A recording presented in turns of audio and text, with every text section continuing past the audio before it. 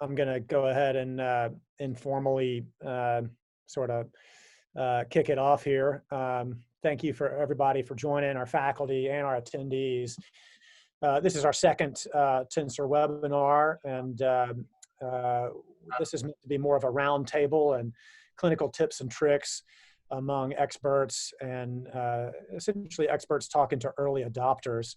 We went over the science and the philosophy of Transosseous and a little bit of the history in prior webinars, and hopefully we can add a link to that. And I see Dr. Brodigan got in now. Great. And so, yeah, I'm going to pull up my screen here, and then we'll quickly go over to Dr. Brodigan. So this webinar is the clinical tips and tricks for adoption of modern transosseous rotator cuff repair. And we're going to cover several different aspects here. My disclosure that I'm the founder of Tensor Surgical, so that is a relevant disclosure. And our agenda today is to talk a little bit about technical adoption. We're also going to talk some about the marketing aspects to patients and staff and some of the really good benefits that we're seeing in the clinical zone. And the ASC environment, such as ASC reimbursement and just integration into your team at the ASC.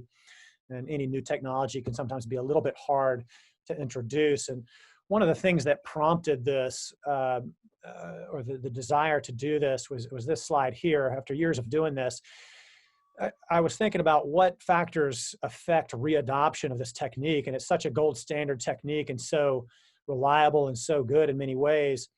You know, why is it so difficult in some situations to readopt this? And in the red is sort of what we talk about at meetings, and safety and efficacy and theoretical clinical biomechanics and biology.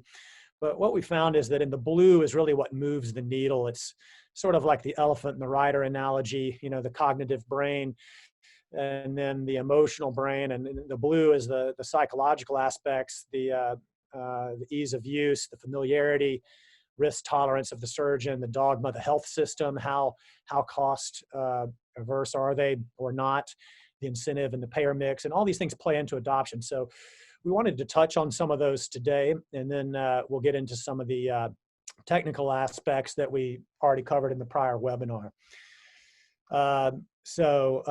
With that, Dr. Brodigan, are you with us?